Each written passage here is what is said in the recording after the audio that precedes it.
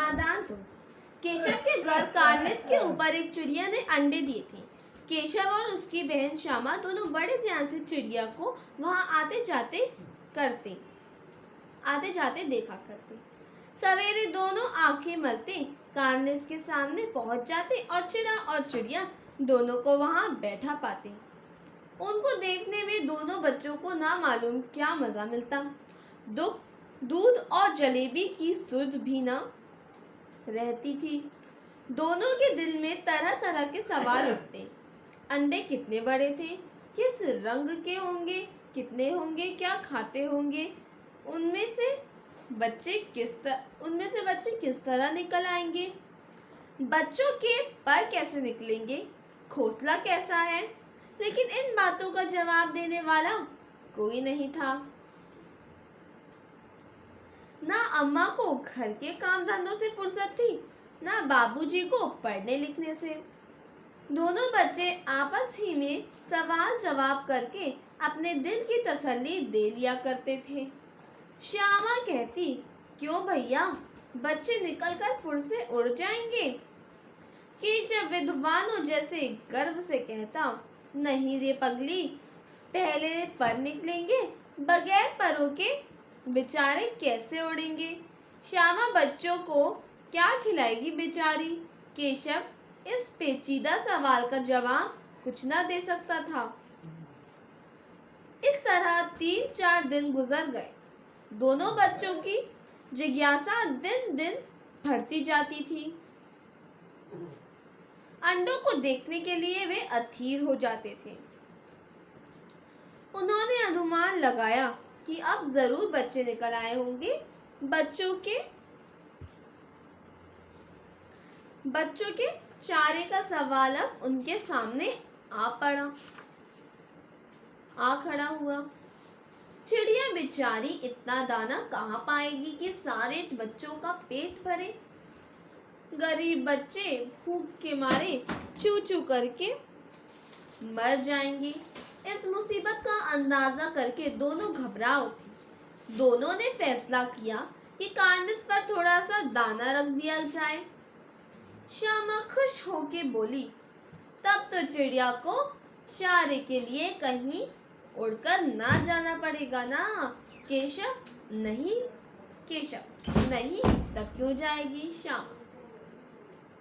क्यों भैया, बच्चों को धूप ना लगती होगी। केशव का ध्यान इस तकलीफ की तरफ न गया था। बोला, जरूर तकलीफ होगी, बेचारे प्यास के मारे तड़पते होंगे। ऊपर छाया भी तो कोई नहीं। आखिर यही फैसला हुआ कि घोंसले के ऊपर कपड़े की छत बना देना चाहिए। पानी की प्याली और थोड़े से चावल रख देने का प्रस्ताव भी स्वीकृत हो गया। दोनों बच्चे बड़े चाव से काम करने लगे। श्यामा माँ की आंख बचाकर मटके से चावल निकाल लाई।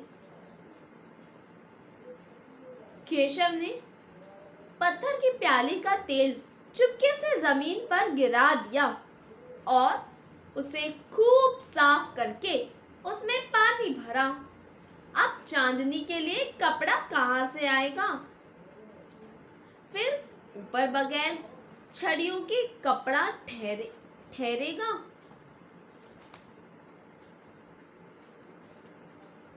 कैसे, और छड़ियां खड़ी होंगी कैसे।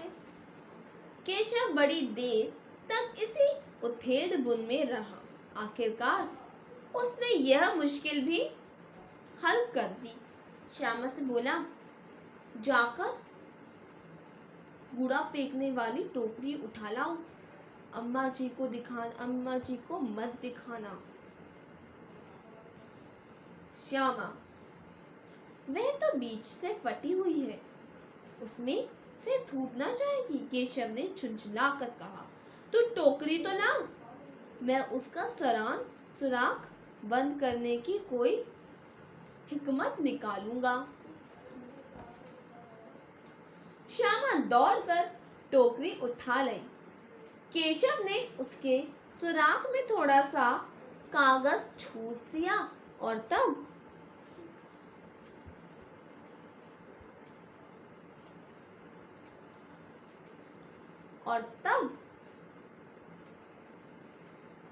टोकरी को एक टहनी से टिकाकर बोला, देख ऐसे ही घोंसले पर उसकी आड़ कर दूंगा, तब कैसे धूप जाएगी।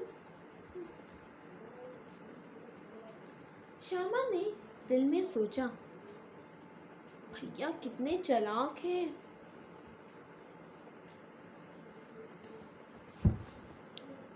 गर्मी के दिन थे, बाबूजी दफ्तर गए हुए थे। अम्मा दोनों बच्चों को कमरे से सुलाकर खुद सो गई थी, लेकिन बच्चों की आंखों में आज नींद कहाँ। अम्मा जी को बहलाने के लिए दोनों दम रोके आंखें बंद किए मौके का इंतजार कर रहे थे, जो कि मालूम हुआ कि अम्मा जी अच्छी तरह से सो गई। दोनों चुपके से उठे और बहुत धीरे से दरवाजे की सिटकनी खोलकर बाहर निकल आए। अंडे की हिफाजत की तैयारियां होने लगी। केशव कमरे से एक स्टूल उठा लाया, लेकिन अब उससे काम न चला, तो नहाने की चौकी लाकर स्टूल के नीचे रखी और डरते डरते स्टूल पर चढ़ा। श्यामा दोनों हाथों से स्टूल पकड़े हुए थी। स्टूल चारों टांगे बराबर न होने के कारण जिस तरह ज्यादा दबाव पाता था, जरा सा हिल जाता था, उस वक्त केशव को कितनी तकलीफ उठानी पड़ती थी, यह उसी का दिल जानता था। दोनों हाथों से कार्निस पकड़ लेता और श्यामा को दबी आवाज से जाता, अच्छी तरह पकड़, वरना उतर कर बहुत मारूंगा। मगर बेचारी श्यामा का दिल तो ऊपर कार्निस पर था। बार बार उसका ध्यान उधर चला जाता और हाथ ढीले पड़ जाते।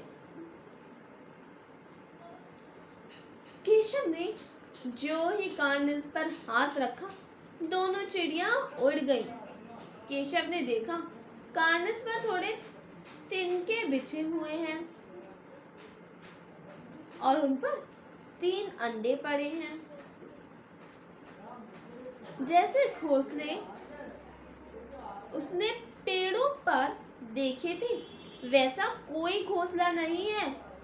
श्यामा ने नीचे से पूछा, क्या बच्चे हैं भैया?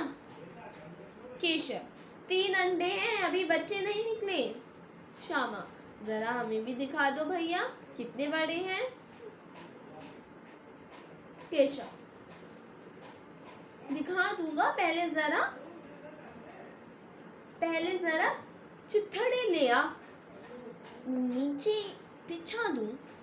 बेचारे अंडे तिनकों पर पड़े हैं। श्यामा दौड़कर अपनी पुरानी धोती फाड़कर एक टुकड़ा लाई। केशव ने छुपकर का कपड़ा ले लिया। उसकी कई तरह करके उसने एक गद्दी बनाई और उसे तिनकों पर बिछाकर तीनों अंडे धीरे से उस पर रख दिए। श्यामा ने फिर कहा, हमको भी दिखा दो भैया। केशव, दिखा दूंगा, पहले जरा है टोकरी तो दे दो, ऊपर छाया कर दूं। श्यामा ने टोकरी नीचे से थमा दी और बोली, अब तुम उतर आओ, मैं भी तो देखूं। केशव ने टोकरी को एक टहनी से टिकाकर कहा, जा दाना और पानी की प्याली ले आ, मैं उतर आऊं तो तुझे दिखा दूंगा। श्यामा प्याली और चावल भी लाई। केशव ने टोकरी के नीचे दोनों चीजें रख दी और आहिस्ता से उतर आया।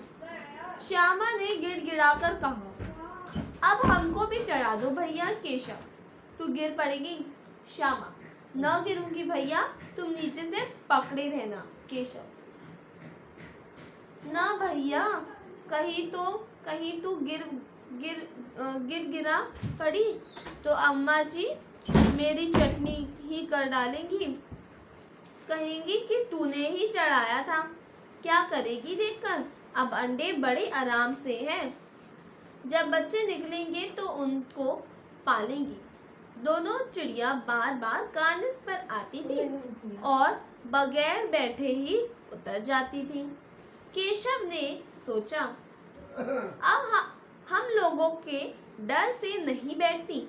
स्टूल उठाकर कमरे में रख आया, चौकी जहां की थी वहां रख दी। श्यामा ने आंखों में आंसू भरकर कहा, तुमने मुझे नहीं दिखाया, मैं अम्मा जी से कह दूंगी। केशव, अम्मा जी से कहेगी तो बहुत मारूंगा।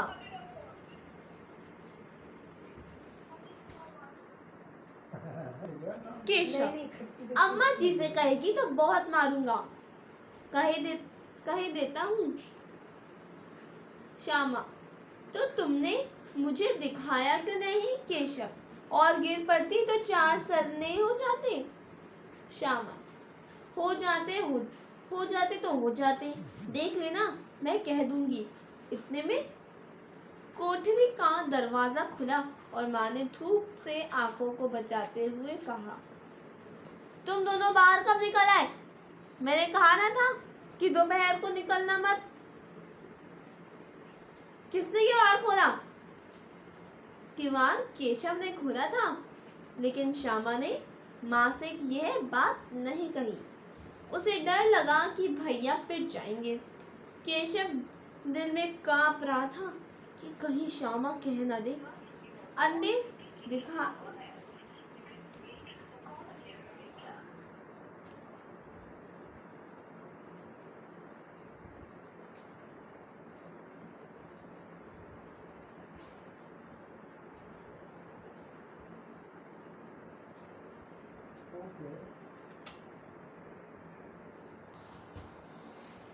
अंडे न दिखाए थे, इससे अब उसको श्यामा पर विश्वास न था। श्यामा सिर्फ मोहब्बत के मारे चुप थी, या इस कसूर में हिस्सेदार होने की वजह से। इसका फैसला नहीं किया जा सकता। शायद दोनों ही बातें थी। माँ ने दोनों को डांट डपट कर फिर कमरे में बंद कर दिया और अब धीरे धीरे उन्हें पंखा चलने लगी। अभी सिर्फ 2 बजे थे। बाहर तेज लू चल रही थी। अब दोनों बच्चे को नींद आ रही थी। 4 बजे यहाँ यकायक श्यामा की नींद खुली। किवाड़ खुले हुए थे। एक दौड़ी हुई कार्निस